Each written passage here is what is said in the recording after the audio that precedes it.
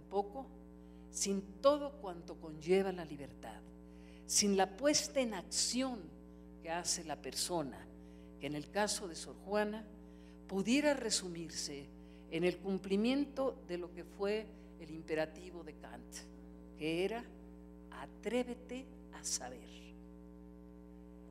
Todo junto, todo y más, obviamente, hizo posible la doble transgresión de Sor Juana Inés, la de saltar por encima de los límites de su sexo, de atreverse a ejercer las potencias humanas, esos límites impuestos por una sociedad totalmente convencida de la división que algún escritor sexista de nuestro mundo, y que en términos bastante cursis expresó en una forma, por otro lado, muy sencilla: yo soy el león para el combate y tú la paloma para el nido. Sor Juana obviamente transgredió su tiempo y su mundo con la osadía de pensar por cuenta propia, de vivir el asombro ante la realidad, la externa y la interior, de ser una gente de una profunda curiosidad, de aprender a preguntar, dudar, buscar, de trascender los dogmas sobre todo y las verdades absolutas, idénticas e inmutables. Tuvo la audacia de reconocer su ignorancia y con ella su incontenible y apasionante deseo de conocer. La audacia, además, y el amor por la verdad, valioso en sí para Sor Juana como tal, como amor puro le llamó ella misma, antes que como posesión. Solo se atrevió el amor, escribió Sor Juana en algún punto, ese amor que, como recordamos de su poesía, el amor no busca la paga. Hablar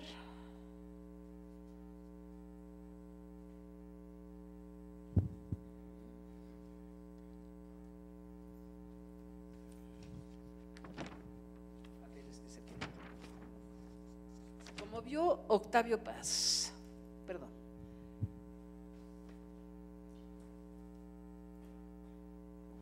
Sí, como vio Octavio Paz, hay una analogía simbólica de Sor Juana con Faetón. Sor Juana y el héroe mítico cuyo deseo pasional por el conocimiento le hace elevarse y luego caer por su osadía de querer escrutarlo todo. Pero la caída no resta el vuelo, el impulso, el no logro carece de importancia ante la intensidad y la pasión del deseo de saber. Ahora, en el caso de Sor Juana, ese deseo de saber no es un vacío, es un lleno de saber. Y hay además en Sor Juana una expresa proclama feminista, en el sentido más puro del término, una apasionada defensa de los derechos igualitarios de las mujeres. En su raíz central, la conciencia feminista es, en el fondo, conciencia humanista. Lo uno por lo otro. El ser humano es un portento, decía Sor Juana, y lo es, ante todo, por su inteligencia, por el ser humano, pero el ser humano lo constituyen hombres y mujeres que pueden ejercer con igualdad y total autenticidad y plenitud su inteligencia y su condición humana. ¿Acaso el genio ha sido y seguirá siendo excepcional y misterio? No sabemos. Un destino que no parece estar en manos de nadie, ni siquiera, espero, no esté en manos de la manipulación tecnológica de nuestro tiempo. Pero sí está en manos de la propia humanidad crear las condiciones de posibilidad para que las verdades y los valores que motivan una vida como la de Sor Juana sean en efecto algo tan simple como lo siguiente: la regla y no la excepción. Figuras como las de Sor Juana son ciertamente paradigmas fecundos y verdaderas fuentes nutricias para el desafío del presente y del futuro, de expandir y consolidar una cultura igualitaria.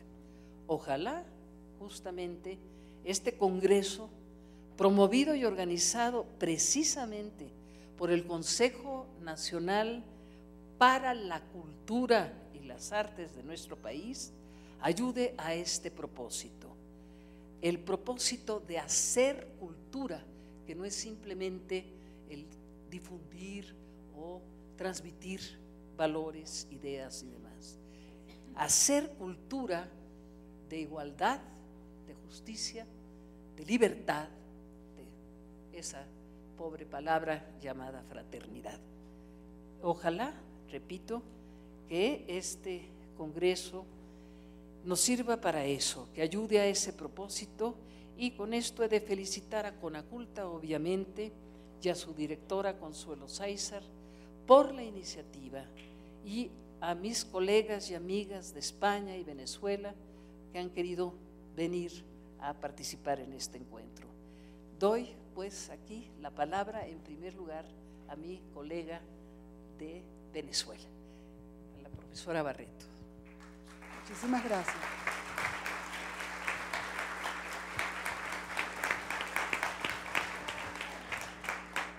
Yo quisiera pues iniciar también dando en primer lugar las gracias a Consuelo Sáizar y a su equipo, a su extraordinario equipo, por la generosísima invitación y por el trato tan maravilloso que nos han dado a todas nosotras.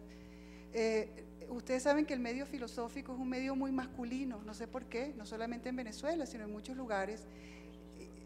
Bueno, y es muy, por lo tanto, muy rudo a veces, es decir, la argumentación filosófica tiende a ser muy ruda. Y lo que me tiene completamente encantada de estar aquí es que estoy rodeada de mujeres tan rigurosas, tan serias y sin embargo tan gentiles, tan amables. Es algo que es para mí realmente nuevo y es de las cosas más maravillosas que he experimentado aquí. Y en segundo lugar, otra cosa que también he experimentado y que debo agradecer es el total respeto que yo percibo en el pueblo mexicano hacia todas nosotras. El respeto creo que es una cualidad pues central de la mexicanidad, que tal vez debiera decir. Y ahorita pues en Venezuela, que hay una retórica política que puede llegar a ser tan oprobiosa y tan vejatoria de los derechos de los profesores, pues estoy muy feliz de estar en un país donde se nos trata con tanto respeto, con un respeto que es no solamente característico de este pueblo, sino característico de las tradiciones venerables políticas, de la oratoria y la retórica política de América Latina. Bueno, yo entro en materia, yo quiero hablar sobre sexo, sobre sexualidad humana y hostilidad. Y voy a hablar de unas ideas poco conocidas del padre de los estudios de género. Son ideas muy interesantes que he estado investigando recientemente por pura casualidad. Voy a explicar, es casi un trabajo detectivesco, explicar cómo es que llegué a estas ideas, y me parece que iluminan, que son muy interesantes y pienso que debieran dar lugar a una investigación más seria, y es lo que quisiera compartir con ustedes. Bueno, y quisiera explicar en primer lugar cómo llegué yo a iniciar esta investigación detectivesca. Sucede que yo estaciono mi auto cerca de la Escuela de Filosofía de la Universidad Central de Venezuela, donde soy profesora, y un día descubrí un papelito cuidadosamente doblado metido en el limpiaparabrisas. Lo abrí y era una página impresa directamente de una página web que se autodenominaba gnóstica, ¿no? Dedicada a la gnosis, de una persona que decía que tenía una gran culpabilidad por su sexualidad pecaminosa y perversa. Entonces, eran unas páginas llenas de culpa sexual. Entonces, yo pensé que las páginas, ese panfleto estaba puesto en todos los carros, y para mi gran sorpresa me doy cuenta que la cosa es solamente conmigo. Es decir, entonces yo digo, bueno, ¿será que digamos, a lo mejor se están burlando de mí mis estudiantes? Y a lo mejor tienen razón, porque yo soy católica y soy una profesora pues muy cuidadosa siempre con mis estudiantes, entonces no me parecería nada raro que quisieran gastarme una broma. Pero entonces un buen día decidí leer con cuidado esos papeles y entrar en la página web a ver qué encontraba. Y la página web es una página muy interesante, originada en Latinoamérica, escrita por un joven, un varón, un hombre en Latinoamérica, cuya gran preocupación es que él está en actividades sexuales que lo llenan de culpa, que son de carácter compulsivo y que él quisiera, digamos, superar. Entonces, esa página da acceso a muchas personas que entran en foros contando sus historias. Y muchas de esas historias son también historias dramáticas, llenas de culpa, de sensación de pecado, de sufrimiento. Entonces, me llamó mucho la atención y dije, bueno, tal vez detrás de estos mensajes anónimos hay algo que este estudiante o esta persona quiere compartir conmigo. Y me puse entonces a investigar. Entonces, entro en materia. Lo que esta página web tematizaba era, me parecía a mí, algo a lo cual se suele prestar poca atención en la literatura especializada. Se trata de la idea de que la sexualidad humana es intrínsecamente de carácter neurótico. No, entiéndase bien, que un individuo neurótico tendrá una sexualidad problemática, sino que la sexualidad en sí misma es de carácter neurótico. Se trata, pues, de una idea distinta a la habitual.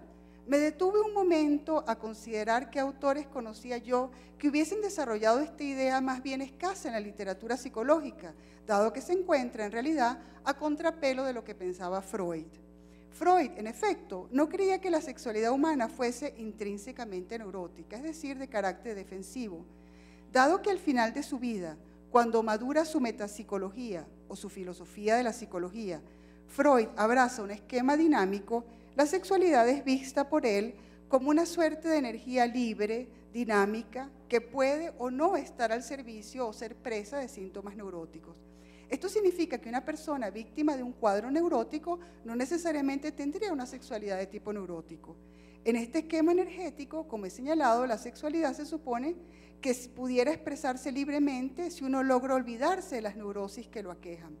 Por eso es que durante los años 60 y 70 del siglo XX, los intelectuales llamados freudomarxistas, entre los cuales se encontraban algunos profesores míos, llamaban a la gente a liberarse sexualmente, lo que quería decir, liberar la sexualidad de las obsesiones personales. De algún modo, eso se creía posible y es por esta razón que Freud dice que un orgasmo es como un pequeño olvido. ¿Recuerdan?